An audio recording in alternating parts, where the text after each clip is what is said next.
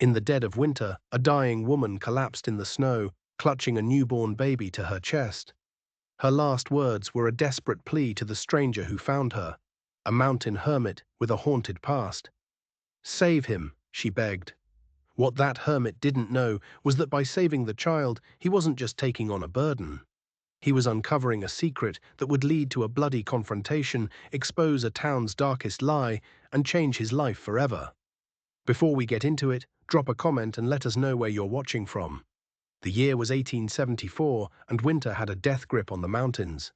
Snow buried the world in a thick white silence. The wind was the only thing that spoke, and it whispered of ghosts and long-forgotten sorrows. Elsa Mayfield knew she was dying. Each step was a battle, her boots sinking deep into the snow.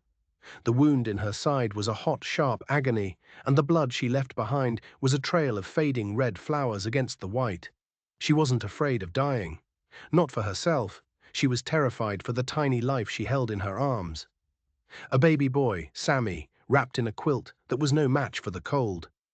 He whimpered, a small, fragile sound in the vast, unforgiving wilderness. "Hush now, Sammy," she whispered, her own breath ragged. "Just a little longer." Through the swirling snow she saw it, a cabin, a thin ribbon of smoke curling from its stone chimney. Hope, sharp and painful, pierced through her exhaustion. She reached the gate, her last ounce of strength giving out. She collapsed against the rough wood, clutching her son tight. "Please," she rasped to the empty air, "save him." Inside, James Calder felt the thud of her fall through the floorboards of his cabin. He was a man carved from silence and solitude. At 32, he had already lived a lifetime of loss. He'd spent years alone on this mountain, the ghosts of his wife and children, his only company, the crackle of the fire, his only conversation. He moved to the door, rifle in hand. Strangers were rare. Strangers in a blizzard were trouble. He opened the door, and the sight froze him colder than the wind. A woman bleeding, a baby in her arms. He stood there for a heartbeat, the man he was, a hermit, at war with the man he used to be, a husband, a father. Then, with a grim sigh that seemed to carry the weight of years, he strode forward. He knelt in the snow beside her. Her eyes, faded and grey, held one last fierce plea. "Save him." James lifted them both, the woman and child weighing almost nothing in his strong arms. He carried them inside, kicking the door shut against the storm. He laid her gently by the fire. The baby stirred, its cries thin and weak. James worked fast. He cut away the blood-soaked fabric of her dress. The wound was deep, a vicious gash. His hands, usually steady as stone, trembled as he cleaned it. It had been years since he'd touched another person. "I didn't mean to trouble you," she whispered, apologizing even as she hovered on the edge of death. "You're no trouble," he muttered, his voice rough from disuse. He held the baby next, his arms stiff and awkward. The boy's tiny hand gripped his beard, and a crack formed in the armor around James's heart. "His name is Samuel," she whispered, her eyes fluttering. "He's all I have left." Then she slipped into unconsciousness. James sat by the fire, watching them, a wounded woman and a helpless child. The town below called him a hermit, a strange, broken man. He had learned to live with their whispers. But seeing her, so broken yet so determined to protect her child, he felt the sting of that judgment again. Maybe he was a burden, or maybe she was one he was meant to carry. She woke hours later. He fed her broth from a tin cup. "I shouldn't be here," she said, shame in her voice. "Men like you don't deserve burdens like me." "You're not a burden," he said, surprising himself, "not while you're fighting to breathe." She looked away, tears tracing paths through the grime on her cheeks. "They said I wouldn't last the winter. Maybe they were right." James didn't answer. He just pulled the quilt higher around her shoulders. That night, as the storm howled outside, he sat watch. He listened to the soft breaths of the woman and the child, a new rhythm in his silent cabin. And for the first time in a long time, James Calder didn't feel entirely alone. He stared into the flames and made a vow, not to her, but to the ghosts of his own past. "She won't die here," he whispered, "not on my watch." Elsa survived the night, and the next. The days that followed were a quiet dance of survival. James hunted, chopped wood, and tended her wound. Elsa, though weak, mended his torn coat, her small, careful stitches a silent thank you. Her son, Sammy, began to thrive in the warmth of the cabin, his giggles a strange and wonderful music in the quiet space. One day, James held the boy, and Sammy's tiny hand tugged at his beard. James found himself smiling, a real smile, and the feeling was so foreign it almost hurt. But the world outside their small sanctuary was not so kind. When James went to town for supplies, the whispers were waiting. The hermit's got himself a stray.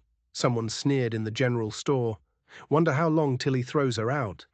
The words were like stones, and James carried their weight back up the mountain. Elsa saw it in his face, the hard set of his jaw, the storm in his eyes. She knew what they were saying. Shame, cold and familiar, washed over her. She was a burden, a disgrace. But James didn't send her away. He stayed silent, but his actions spoke louder than any words. He split extra wood for the fire. He left a piece of dried venison by her bed. Small things, quiet things. The language of a man who had forgotten how to speak of caring, but hadn't forgotten how to do it. And then, one morning, trouble arrived at their door. Heavy boots crunched in the snow. A hard knock rattled the cabin. Elsa's blood went cold when she saw who it was. Silas Riggs, her late husband's brother, a man with greed in his eyes and cruelty in his heart. His wife, Martha, stood beside him, her face pinched with disapproval. "We've come for the boy," Silas announced, his voice oozing false authority. "You're not fit to raise him, Elsa. He'll be better off with us." Elsa clutched Sammy to her chest, her whole body trembling. They had called her weak, useless. They had told her she'd be the death of her own child. James rose from his chair by the fire. He didn't say a word, but his size, his sheer presence, filled the room, a silent, unmovable wall of stone. "The boy stays," James said, his voice low and steady. "With his mother." Martha scoffed. "Living in sin with a hermit. You bring shame on our family name, Elsa. If you cared for that child, you'd give him to us." The old shame, the old fear, threatened to swallow Elsa whole. But then she felt James's presence beside her, solid and unwavering. She lifted her chin. "He is mine," she said, her voice shaking but firm, "and I will not let you take him." Silas's face twisted with rage, but he saw the look in James's eyes and knew he had lost. He stormed away, spitting curses into the snow. Elsa collapsed into a chair, tears finally coming. James knelt in front of her, his large, calloused hand hovered over hers, then gently covered it. "They won't take him," he said, the words a solemn vow, "not while I'm here." In that moment, something shifted. He wasn't just a stranger who had saved her. He was a protector, an ally. She looked at him, truly saw him, and a new, fierce emotion took root in her heart. Gratitude, loyalty, and something more. The days grew warmer. The thaw began. Elsa's strength returned, and with it, her spirit. The laughter that had been frozen inside her for so long began to surface. James found himself watching her, listening to her hum as she cooked, and the ice around his own heart began to melt. One clear spring morning, he saddled his horse. "Come with me," he said. They rode into town to the small, weary church at the edge of the river. In front of a handful of shocked and whispering townspeople, James Calder, the hermit, married Elsa Mayfield, the widow. She wore a borrowed dress. He wore his patched coat. Sammy gurgled in her arms as they said their vows. When James slid the simple iron ring onto her finger, Elsa wept, not with shame, but with a fierce, defiant pride. She had been called a stray, a burden, but here she stood, claimed and cherished. As they walked out of the church, hand in hand, the townspeople stared, their whispers falling silent in the face of such quiet, unshakable dignity. That night, back in the cabin, the fire burned bright. James took her hand, his rough palm covering hers. They didn't speak. They didn't need to. The lonely cabin was no longer a refuge from the world. It was the beginning of one. But as the snow melted, it wasn't just the promise of a new life that was uncovered. It was a secret that would prove their fight was far from over. The first year of their marriage was a quiet miracle. The mountain, which had been a place of lonely survival for James, became a home. Elsa's presence filled the cabin with warmth and laughter. Sammy grew from a fragile infant into a sturdy toddler, his first steps taken on the rough-hewn floorboards, his first words echoing against the log walls. James, the silent hermit, found himself talking, telling stories of the land, of the animals, of his own childhood. He taught Elsa how to track, how to read the sky. She taught him how to laugh again, but shadows have a way of clinging, even in the brightest sunlight. One afternoon, James was clearing a rock slide from an old, unused trail at the far edge of his property. It was a trail no one had used since his father's time. As he pried a large boulder loose, he saw something glinting in the dirt beneath it. He dug it out. It was a small silver locket, tarnished and caked with mud. He wiped it clean on his sleeve. The engraving was faded, but he could still make it out. An E and an M intertwined. His blood ran cold. He knew this locket. It had belonged to his mother, Elizabeth Morgan. It was a wedding gift from his father. He had thought it was lost forever, buried with her in the avalanche that had taken his whole family 10 years ago. His hands shaking, he forced the clasp open. Inside, where his mother's picture should have been, was a folded piece of paper. It was brittle with age, the ink faded to a faint brown. It was a letter. But it wasn't from his mother. It was a confession. "If you are reading this," it began, the handwriting shaky, "it means I am dead. And it means Silas Riggs has gotten away with murder." James staggered back, the locket falling from his numb fingers. Silas Riggs, Elsa's brother-in-law, the man who had tried to take Sammy. The letter went on, a desperate, hurried scrawl. It was from Elsa's late husband, Daniel. He had been Silas's partner in a land-grabbing scheme. They had been systematically forcing small homesteaders off their land, buying it up for pennies on the dollar, all for a rumored railroad line that was supposed to come through the valley. "Silas is a patient man," Daniel had written. "He doesn't use guns when an accident will do." The letter detailed it all, a loosened wagon wheel that sent a family careening off a cliff, a hunting accident that left a widow with no choice but to sell. And then the last lines, the lines that shattered James's world. The Calder avalanche was no accident. Silas loosened the rocks himself, days before the storm. He knew the path they took to town. He timed it perfectly. He wanted their land. He wanted it all. James fell to his knees, the air punched from his lungs. 10 years. For 10 years, he had lived with the guilt, believing the mountain had taken his family. For 10 years, he had been a ghost, haunted by a tragedy that was no tragedy at all. It was murder. His wife, his children, his parents. They hadn't been victims of a storm. They had been victims of Silas Riggs, and now that same man wanted his new family. He wanted Sammy. Rage, cold and pure, unlike anything he had ever felt, washed through him. He picked up the locket, the confession clutched in his fist, and he walked back to the cabin. His steps were heavy, each one a nail hammered into the coffin of the man he used to be. The hermit was gone. The quiet, grieving man was gone. In his place was something harder, something colder, something that had just been given a reason to fight. Elsa saw it the moment he walked through the door, the look in his eyes. "James, what is it?" He didn't speak. He just handed her the open locket. She read the letter, her face draining of all color. She looked up at him, her own grief and horror mirroring his. "My Daniel knew," she whispered. "He knew, and he did nothing." "He wrote this," James said, his voice flat and dead. "That's something." "It's not enough," she said, her voice rising with a new fierce anger. "That monster tried to take my son. He killed your family. He has to pay." "He will," James said, and in the quiet finality of those two words, a new vow was made, a vow of vengeance. But they both knew Silas was a snake. He was careful. He was respected in the town. They had no proof beyond a dead man's letter. "We need more," James said. "Daniel mentioned a ledger, where Silas kept records of everything. If we can find that—" "I know where he might keep it," Elsa said, her eyes distant. "The old storm cellar at our homestead. Daniel always said it was the one place no one would ever look." The homestead was now Silas's. Going back would be walking straight into the lion's den. "It's too dangerous," James said. "It's the only way," Elsa replied, her jaw set. "And I'm going with you." He started to argue, but he saw the look in her eyes. the same fire he had seen the day she defied Silas in his own cabin. This wasn't just his fight anymore. It was theirs. That night, under the cover of a moonless sky, they rode.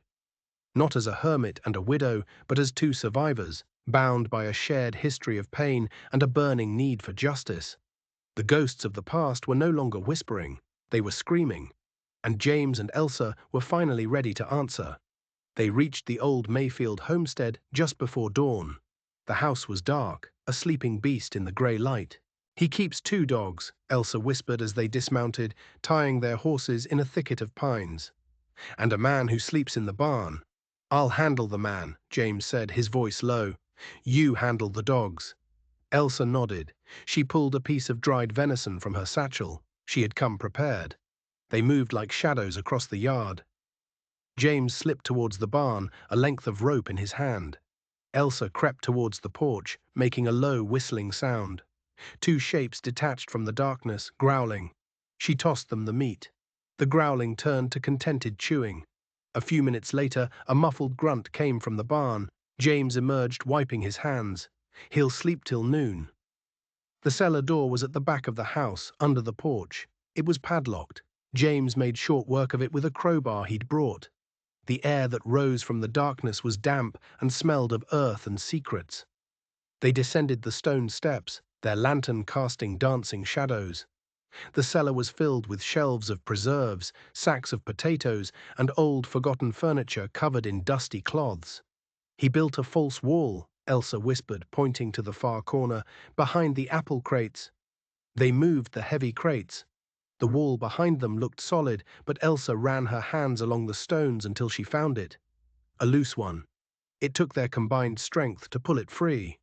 Behind it was a dark, narrow space. Inside was a heavy, leather-bound ledger. Jackpot. They were just about to climb back up the stairs when they heard it.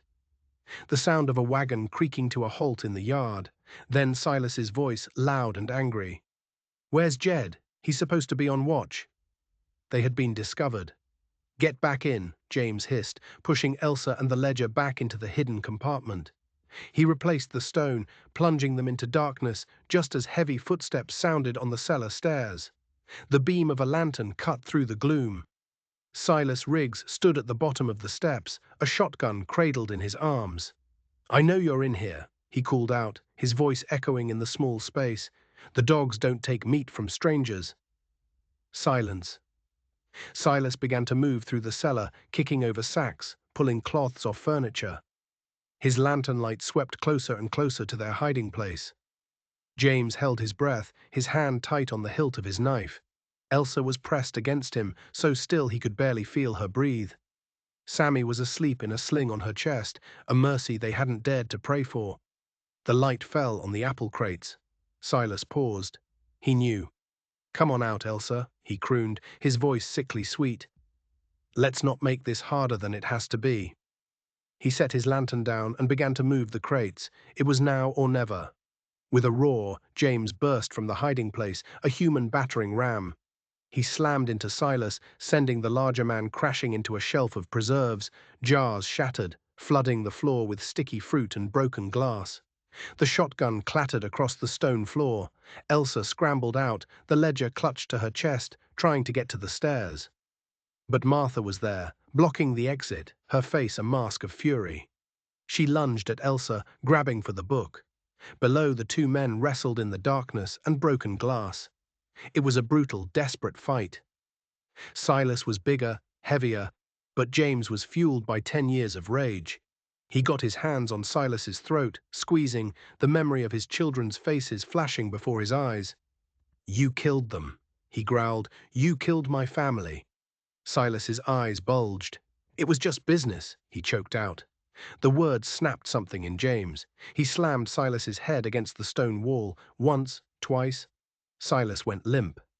Above, Elsa had managed to shove past Martha, but the woman grabbed her hair, pulling her back. Sammy woke up, his terrified screams filling the cellar. James scrambled up the stairs. He grabbed Martha, his strength terrifying, and threw her aside. He half-carried, half-dragged Elsa and the baby out into the morning light. They didn't stop running until they reached the trees, where their horses were hidden. As they galloped away, James looked back. The homestead was quiet again. But he knew this wasn't over. He had the ledger. He had the proof. But he had also just declared war. And Silas Riggs was not a man who accepted defeat. They rode hard, not stopping until they were back in the safety of their own valley. Back in the cabin, they opened the ledger. It was all there. Every crooked deal, every threat, every accident. And at the back, a list of names, the names of every family Silas had ruined. The last name on the list was Calder. Beside it, a date, the date of the avalanche, and a single chilling word, done. "We have to take this to the sheriff," Elsa said, her voice shaking. "The sheriff in town is Silas's cousin," James reminded her. "He won't do anything." Then the marshal, in Cheyenne. "That's a 3-day ride. Silas will be coming for us long before then." He was right. They were trapped. "Then we fight him here," Elsa said, a new, hard light in her eyes. "On our own ground." James looked at her, at the woman who had arrived at his door, broken and bleeding, now ready to stand and fight a monster, and he felt a surge of love so powerful it stole his breath. "All right," he said, "we make our stand." They spent the next day turning the cabin and the valley into a fortress. James set traps along the trail. Elsa loaded every rifle and pistol they owned. They were hopelessly outnumbered, but they were defending their home, their family. The attack came at dusk. Silas wasn't alone. He'd brought 5 men with him, hard men with killer's eyes. The first man hit a tripwire, his scream echoing through the valley. The fight had begun. Gunshots shattered the evening quiet. Bullets ripped through the cabin walls. James fired from the window, his shots steady and true. Elsa fired from the loft, reloading with a speed that amazed him. But there were too many. They were being surrounded. "Take Sammy and run," James yelled, shoving her towards the back door. "There's a cave up the ridge. Hide there." "I'm not leaving you. Go, keep him safe. That's all that matters." Tears streaming down her face, she grabbed the baby and slipped out into the darkness. James turned back to the window, a grim resolve on his face. He would hold them off as long as he could. He would buy her the time she needed. He took down 2 more of Silas's men before a bullet caught him in the shoulder, spinning him around. He fell, his vision blurring. Through the broken door, he saw Silas step into the cabin, a triumphant sneer on his face. "It's over, Calder," Silas said, raising his pistol. James tried to lift his rifle, but his arm was useless. This was it. He had failed. He had lost again. He closed his eyes, waiting for the end. But the shot never came. Instead, a new sound cut through the night. The thunder of hoofbeats, dozens of them. Silas spun around, his eyes wide with confusion. A voice, hard as iron, rang out from the darkness. "Drop it, Riggs. You're surrounded." Men on horseback poured into the valley, their rifles trained on the cabin. At their lead was the territorial marshal. Silas, trapped and outmaneuvered, threw down his gun. James, bleeding on the floor, stared in disbelief. From the trees at the edge of the clearing, Elsa emerged, holding Sammy. She hadn't run to the cave. She had ridden for help. She had taken their only other horse and ridden like the devil himself was on her tail. She had saved him. The marshal hauled Silas to his feet. "We got a confession from your man in the barn," he said, nodding towards James. "And this." He held up the ledger. "Looks like you've got a lot to answer for, Riggs." As they led Silas away, Elsa rushed to James's side. "I told you I wasn't leaving you," she said, her hands gentle as she examined his wound. He looked at her, at his wife, his partner, his savior. "You're a remarkable woman, Elsa Calder." She smiled through her tears. "I know." Spring finally arrived in the valley, washing the last of the snow from the mountains. Silas Riggs was hanged for his crimes, his reign of terror over. The lands he had stolen were returned to their rightful owners. The town, shamed by its silence, began to change. People started looking out for each other. James's cabin, once a symbol of his loneliness, became a home filled with warmth and laughter. Samuel grew a happy, healthy boy who knew nothing of the darkness his parents had fought through. One sunny afternoon, James took Elsa and Sammy up to the ridge, to the 4 wooden crosses beneath the pine tree. He knelt and placed a bunch of wildflowers before the graves of his first family. "This is Elsa," he said softly, as if introducing them, "and this is Samuel." He felt a hand on his shoulder. Elsa stood beside him, her eyes filled with a deep, quiet understanding. They were two families, one lost, one found, their stories forever intertwined. He had spent 10 years as a ghost, haunted by the past, but Elsa had brought him back to life. She had shown him that a heart, no matter how broken, could learn to love again. They stood there for a long time, the wind whispering through the pines, the sun warm on their faces. The grief was still there, a quiet ache in his heart. But it was no longer a prison, it was a memory, a part of the man he was, a man who had finally found his way home. Thank you for joining us for this story of loss, justice, and the healing power of love. If this story touched your heart, please hit that like button and subscribe for more. We'd love to hear your favorite part in the comments below. Until next time, take care of each other.